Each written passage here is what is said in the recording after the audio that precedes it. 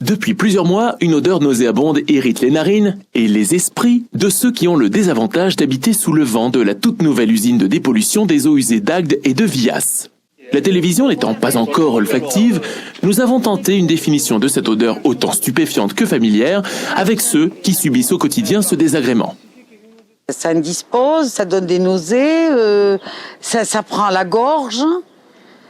Et quand c'est au plus fort, et puis voilà, on peut pas dormir, c'est épouvantable. Mais on peut pas manger dehors, c'est toujours le soir ou dans les après-midi. C'est désagréable, quoi. On peut pas manger dehors. Il y a des mouches, ça attire les mouches, c'est vraiment quelque chose d'intolérable. On peut pas manger, on peut pas dormir, on peut pas ouvrir les fenêtres. Alors deux fois cette année j'ai commandé des barrages insectes, tout le monde le connaît, mais j'ai utilisé, ça sert à rien. Alors on peut pas ni manger ni dormir. S'il continue comme ça, on va vendre notre maison. Je suis indisposée par les mauvaises odeurs et elles sont vraiment intenables. Et même quand on va en ville, il y a des odeurs. Moi j'ai entendu des touristes dire mais ça pue dans cette ville, quoi. Ça devient vraiment gênant pour nous, mais gênant aussi pour les gens qu'on accueille, quoi. Je me demande ce que font les gens. On va dans la Lune et on n'est pas capable de régulariser des odeurs. Moi, je ne comprends pas ça. On est empoisonné, on ne peut pas sortir, on ouvre les fenêtres, ça sent. Écoutez, monsieur, on n'est pas obligé de supporter l'odeur de, vous m'avez compris, des autres. Un consensus apparaît, ça sent mauvais et c'est insupportable. Oui, mais encore. Ça a une odeur particulière, oui, certainement. Au niveau de la santé des gens, qu'est-ce que ça peut amener des choses comme ça? Est-ce que ça peut pas nous amener des rats un peu plus? Est-ce que ça peut pas amener, parce que les gens parlent des insectes, c'est une chose, mais il y a d'autres bêtes qui sont amenées quand on a des problèmes excusez-moi, de merde. Voilà, c'est surtout ça qu'il faudrait régler, quoi. Enfin, le mot est lâché. Nous sommes donc désormais plus à l'aise pour en parler, d'autant plus que nous sommes tous concernés pour y laisser quotidiennement un peu de nous-mêmes. Moi, j'ai des amis qui habitent. Loin de vouloir en quelque sorte remuer la chose, TV Flamingo a interpellé les élus locaux sur le sujet. Et c'est le maire d'Agde en personne qui a tenu expressément à apporter les explications sur les lieux mêmes d'où s'échappent les effluves incriminés. Et tout d'abord, en bon politique, pour dire qu'il ne s'agit pas de la sienne, comprenez de sa faute que le problème existe. Alors concernant les boues d'épuration, déjà je souhaitais rappeler quand même à tous les téléspectateurs que cette station d'épuration qui a coûté 100 millions de francs aux contribuables locaux rend les services optimum en matière de traitement des eaux. C'est quand même la priorité que l'on demande à une station d'épuration, c'est de rendre des eaux propres qui vont nous permettre d'avoir un fleuve propre et des plages propres.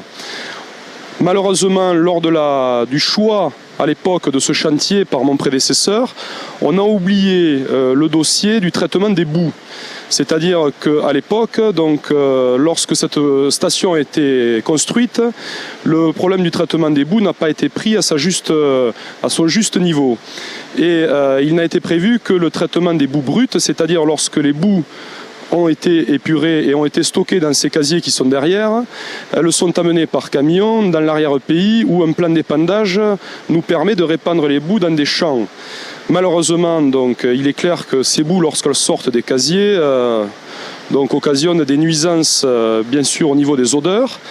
Et c'est pourquoi la municipalité a décidé de terminer ce chantier en demandant au constructeur, qui est donc l'entreprise OTV, de nous aider à trouver une solution pour mélanger à la sortie de ces boues, mélanger des déchets verts avec ces boues de manière à avoir à la sortie un produit dit compost qui ne donne plus ces nuisances odorantes comme aujourd'hui.